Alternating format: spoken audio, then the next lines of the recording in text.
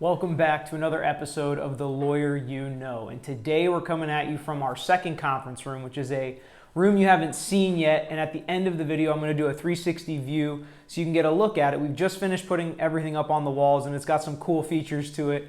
We've got all of our plaques and awards that my dad just loves with 40 plus years of work in the legal field up on this wall. And we've got our old law firm signs when it was the law offices of George E. Tragos, the law offices of Tragos and Sartes, and our current name, the law offices of Tragos, Sartes, and Tragos. We've got some of the old signs on that wall and a couple other cool artifacts we'll show you at the end of the video. But today we're going to stick to one of our mantras, which is the only bad questions are the ones you don't ask.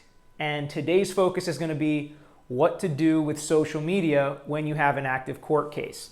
And the number one rule is always don't post anything on social media that has to do with your court case.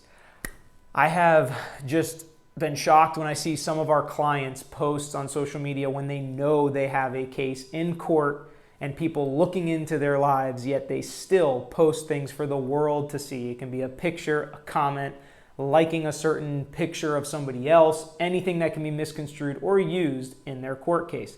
So try to stay away from that. And this is something that goes along with the bad questions are the ones you don't ask, because if you do not ask and you do something on social media that hurts your case, it can be detrimental and you can't take it back, which leads us into our second question that we're going to answer, and that is, can I delete posts or pictures or remove my Facebook, whatever the social media page is, altogether and just erase it so no one can find it? The answer to that is no, but there are two things that you can do. Number one, you can make the page private and update your privacy settings while still keeping it up. Or number two, you can delete or remove posts or pictures as long as you back them up and keep a copy. At the end of the video, we're going to do a little tutorial, a click-by-click showing of how to back up your Facebook and Instagram page. It's actually really easy. So if you were to delete anything, make sure you save it there, because there can be penalties if you remove evidence that could be used in your case. If it's a criminal case, it could actually be obstruction of justice and things that carry criminal penalties with it.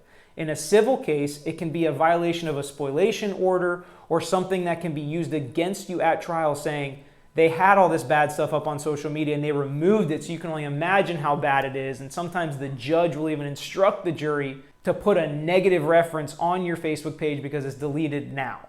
You can be penalized with fines and other things, held in contempt. So you don't want to do that. You don't want to delete anything unless you keep a backup. And the reason you want to keep that backup is in case the other side asks for it in discovery, you'll be able to provide them with that answer, even if it's not readily available online anymore. That's totally okay. The public doesn't have to see your business anymore, but you do have to keep a copy if you're in a court case or you know a court case is coming. So those social media rules are really important. Always ask those types of questions. Always ask if you should or shouldn't do something if you have an active court case, because they can have huge effects on the outcome of your case and can even be additional problems that you're going to have to deal with in the future. So always ask the questions. Hopefully you guys enjoyed this episode. Hopefully you learned something. Don't post stupid stuff on social media at all. Doesn't help you. Doesn't help you in any facet of life, especially if you have a court case. So that should be an easy one. And the second one, stay tuned, because we're going to show you how to back up those files so you can keep them if you do want to take your page down. All right, so the first website we're going to show you how to download is Facebook. And when you open up Facebook, you have to go to your personal profile first. And then in the bottom right-hand corner, there's the menu button that you click, which will bring up a bunch of options. If you're on your desktop, it might be just an individual drop-down that you click and then hit Settings from there. And once you're in Settings, then you scroll down to Download Your Information. Click that button. And there's going to be a bunch of options that pop up. You need to make sure everything is checked so you're backing up all your information just in case you are going to delete your profile, to make sure everything is preserved, because you never know what's going to come up if a litigation is pending.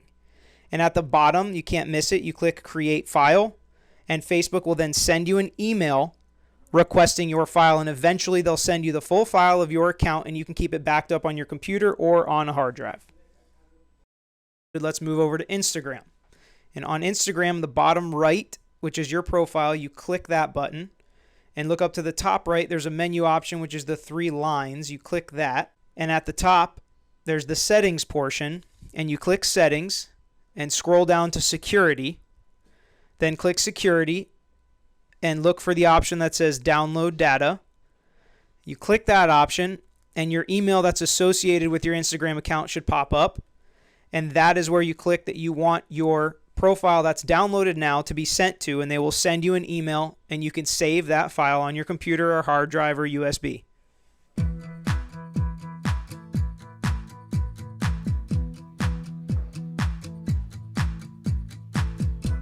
The valley is quiet, the sun is a ring. The bride's like a lighthouse, the children will sing. And the canopy flowers, radiant bulbs, San Francisco's fireflies. Time could